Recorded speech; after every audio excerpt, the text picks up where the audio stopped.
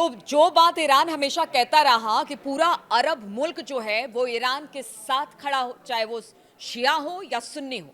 नमस्कार, मैं हूं नील। और अब यही बात अर्दगॉन भी कह रहे हैं। जी हां, अमेरिकन, इजराइल और ईरान में युद्ध के चलते मिडिल ईस्ट में फैले तनाव के बीच तुर्की के राष्ट्रपति रिसेप तैयब एर्दोगान और अपने इस्लामी एजेंडे को बढ़ाने में जुट गए हैं। मध्य पूर्व की बात की जाए तो मध्य पूर्व में जंग की आंच के बीच एर्दोगान ने दुनिया के मुसलमानों से एकजुट होने की अपील की है।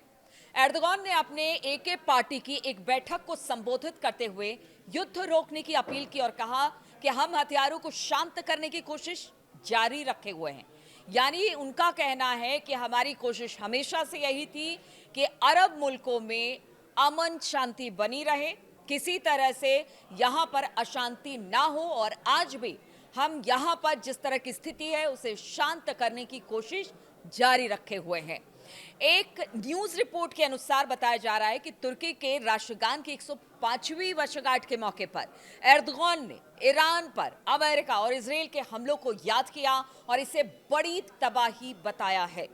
तुर्की के राष्ट्रपति की टिप्पणी ऐसे समय में आई है जब अमेरिका और इजराइल ने ईरान के खिलाफ बड़े पैमाने पर हमले जारी रखे हुए हैं। इन हमलों में खमेनेई समेत कई शीर्ष रैंकिंग ईरानी अधिकारियों की हत्या कर दी गई। ईरान के इंफ्रास्ट्रक्चर को भारी नुकसान हो रहा है। ईरानी लोग हर दिन जिंदा रहने के लिए संघर्ष कर रहे हैं और इसी बीच ये बयान सामने आया है। तुर्की में इस्लामिक खिलाफत का दौर लाने का सपना रखने वाले एर्दोगान ने इस्लामिक एकता के नजरिए पर जोर दिया। उन्होंने कहा कि हमने अपने क्षेत्र के लोग, जिसमें कि ईरानी भाई भी शामिल हैं, शिया, सुन्नी, तुर्क, कुर्द के तौर पर नहीं देखा है, हम कभी देखेंगे भी नहीं। एर्दोगान ने कहा कि हम हर उस व्यक्ति के साथ खड़े हैं जिनके साथ गलत हुआ है या जो पीड़ित है।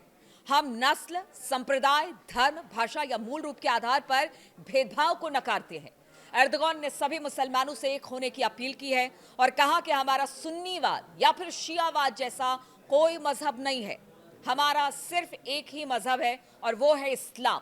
हजरत अली हमारे हैं, हजरत उमर हमारे हैं, हमारी माँ हजरत आयशा हमारी हैं और माँ हजरत जैनब भी हमारी हैं। तो इस तरह की बात एर्दोगान कर रहे हैं क्योंकि अब सारे मुस्लिम देशों को एक साथ चलने का आह्वान एर्दोगान ने कर दिया है। एर्दोगान ने ईरान पर हमले के वैश्विक असर के बारे में चेतावनी दी। तेल की बढ़ोतरी कीमतों का जिक्र करते हुए कहा कि सिर्फ लड़ाई में शामिल देश ही नहीं बल्कि पूरी दुनिया इसकी कीमत चुकाने की तैयारी कर रही है।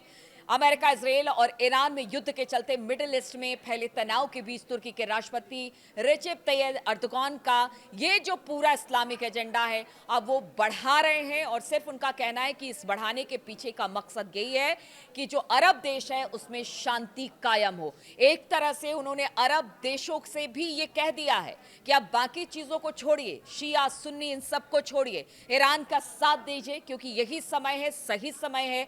और मुस्लिमों की एकजुटता की बात एर्दोगान करते हैं। पीछे हमने देखा कि किस तरह से जब खमेनेई साहब से पूछा गया था और इजराइल और अमेरिका का ईरान पर हमले का डर था, उस वक्त यही बात अली खमेनेई ने भी कहा था कि देखिए ये समय जो है सबको एकजुट होने का समय है और अगर ऐसा नहीं होता है तो फिर ये लड़ाई क्षेत्रीय लड़ाई में तब्दील हो जाएगी और हो भी कुछ ऐसा ही रहा है।